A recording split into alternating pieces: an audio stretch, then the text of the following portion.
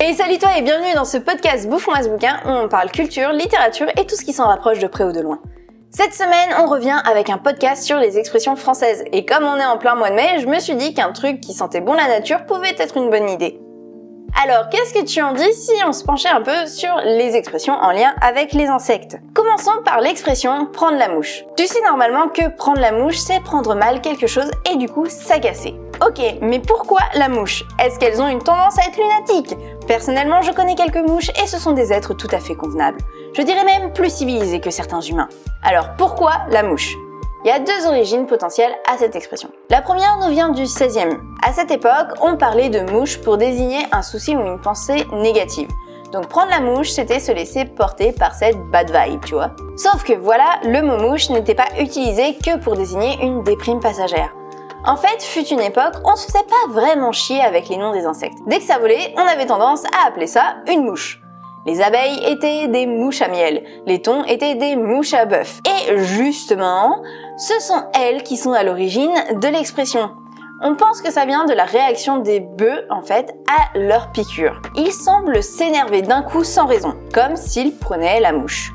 Vu qu'on est dans les bébêtes qui volent, pour toi, d'où vient avoir le bourdon? Non, ce n'est pas parce que le bourdon est connu pour être le plus gros consommateur de Xanax, ce n'est pas non plus parce que c'est mou et lent quand ça vole, même si c'est vrai que c'est pas un bourdon qui va déclencher un radar, qu'on se le dise. En réalité, c'est à cause du bruit qu'il produit en volant. Ce fameux bzzz est associé au son en fait que l'on entendrait quand on déprime. Alors, soit je suis pas foutu comme les autres, soit le mec qui a décrété ça avait juste des acouphènes, mais perso, même lorsque j'ai fait une dépression, je n'ai jamais entendu de bourdonnement dans mes oreilles. Mais soit, passons. Il y a aussi deux autres origines à cette expression, dont une que je trouve quand même un poil plus sensée que celle que je viens de te sortir. En réalité, le bourdon n'est pas du tout un insecte, mais le nom que l'on donne à un certain type de cloche. La cloche du clocher de l'église, je précise juste. Cette cloche, justement, carillonne durant les événements nationaux graves. Donc elle est associée à des trucs pas très tip-top. Après, peut-être qu'elle doit elle-même son nom au bzz là, mais toujours est-il que ce serait plutôt la cloche dont l'expression fait référence. Dernière potentielle explication, en typographie, un bourdon, c'est l'oubli d'un mot, d'une phrase ou carrément d'une page entière, ou deux pages entières, lors de l'impression d'un livre. En gros, c'est la bonne grosse boulette. Et quand tu fais une grosse boulette, t'as le cafard. Et si tu penses que je vais te donner l'origine de l'expression avoir le cafard, c'est raté. Parce que elle ne fait pas partie de celle que j'ai sélectionnée. Désolée pour toi, mais si tu veux la découvrir, tu vas devoir le faire par toi-même. Juste, sache que c'est un peu décevant. Quoi, t'as un problème avec ma façon de faire mes podcasts? Tu trouves que j'ai une araignée au plafond? Tiens, d'où vient cette expression? Là, celle-là, je vais te le dire. Elle vient d'un milieu auquel l'humanité doit énormément. Le milieu de la prostitution. Et oui, à la base, c'est une expression qu'utilisaient les prostituées parisiennes au 19e siècle.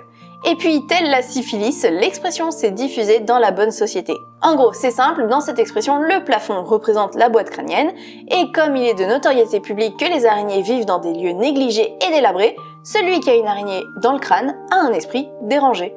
Quittons un peu les insectes de notre quotidien et allons du côté de la vermine.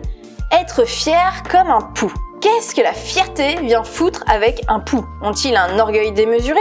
Se mènent-ils des guerres sans pitié sur nos têtes sans que l'on s'en rende compte? Désolé de te décevoir, mais c'est juste une erreur. En réalité, l'expression de base ne parle pas du tout de pou, mais de pou, je ne sais pas trop comment ça se prononce, je pense que ça doit se prononcer comme le pou, mais qui s'écrit du coup P-O-U-L, qui en ancien français n'est autre que le coq. Donc en fait, ça n'a rien à voir avec la petite bestiole. Et là, tu me dis, bah oui, c'est logique, vu qu'on dit aussi fier comme un coq. Bah peut-être, mais avant que je te le dise, t'avais pas fait le rapprochement. Donc ne fais pas genre. En tout cas, tout ça, c'est pas piquer des hannetons, pas vrai? Hein? Ouais, alors cette expression remise au goût du jour par Amixem, elle est très vieille.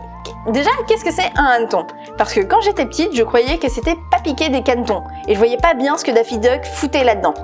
Un hanneton, c'est un insecte qui attaque les plantes.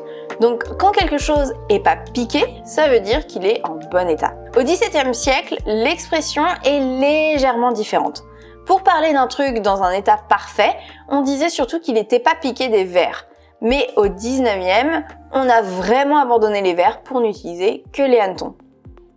Voilà, c'est tout pour aujourd'hui. J'espère que ce podcast t'aura plu. En tout cas, pour me soutenir, comme d'habitude, ça se passe en fait sur ma page Tipeee ou Utip. Et j'ai galéré, j'ai recommencé 40 fois pour dire le mot page. Bref, en tout cas, je te dis à la semaine prochaine. Je t'embrasse fort. C'était Mélanie.